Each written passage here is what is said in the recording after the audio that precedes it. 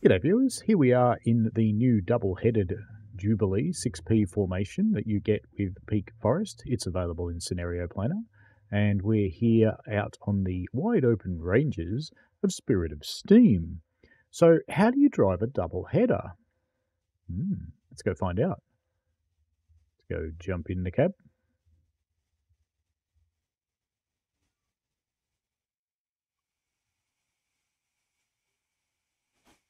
Now, I've noticed we don't have a fireman as standard with our delightful user-generated scenarios. All right, first thing I always do, just in case there's a tunnel or a dark patch, is I turn on the light. Next thing I want to do is see what my cylinder cocks are doing, and these ones are in fact open, so that's fine, that's good. We're going to get out of here, so we want to...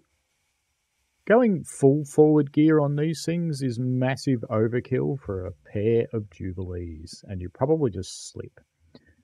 So popped it into 63. You can optionally check your gauge glasses to make sure your water level is true. Always a good plan on a steam engine. We'll open the large ejector so that when we release the brakes it happens nice and quick. So we'll do that now. Couple of big whistles. And a little bit of regulator to get us moving, just a little bit. And now that the vacuum's come up to 21 inches of mercury, let's stop it with the large ejector. Nice gentle start. And time to close our cocks. You'll notice the ones in the back are open as well, so let's close. And you'll discover the ones in the back close theirs. So let's just back into our cab, and let's bring the reverser back to something sensible in the high 30s will do for now while we accelerate, and we will leave the throttle where it is at 21%. What I want to do is pop into the 3 camera because I want to go look at the second loco, because it's a little bit, if I can get in, come on, let me in. Anyway, it's a little bit like thinking, oh, if I open the door, maybe I can get in. No, I still can't get in. It's playing games with me. Anyway, good. Fantastic. We can see from over here. Ha, I win.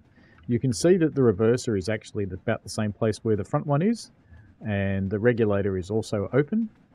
The large ejector is closed, the small ejector is open. And apart from that, it's pretty much mimicking what we're doing up the front. So the answer to what does it take to drive a double header? Not much. You need to be more gentle on the throttle because you've got a lot of meat under your palms. This is the big one. So if you ever had trouble getting up the gradients on Spirit of Steam, which I'd be slightly surprised about, but in case you ever did, well, now it's even easier, because you've got 2 locomotives to do it for you instead of 1. So chop away to your heart's content. You don't need to work nearly as hard anymore. And with the new physics behavioural patches for Steam, it's actually quite a bit better than it was. It's now simulating the steam chest a little better. It simulates the firebox a little better, not much, not a lot's been done there. There are still issues with safety valves going off when perhaps they shouldn't, but it's lessened in the 6P and the 8F now, which is great. And you'll also find that you need less cutoff than you used to, so you can get away with a much higher cutoff.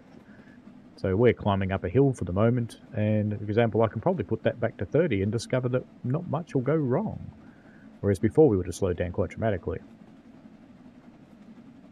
So all in all, much more prototypical now, much friendlier drive, and I quite like it.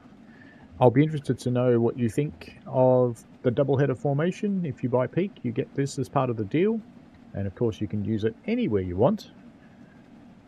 We're going to go bonk into this building in a moment, so I better go around it.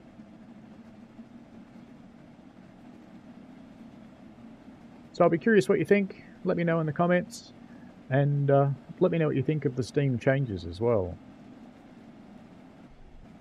Good stuff. We'll let these guys chop off into the distance, which they're going to do quite admirably.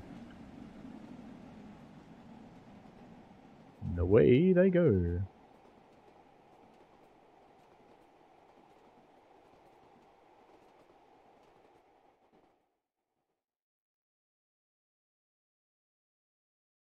Well, have fun, folks. That's it. Driving the doubleheader.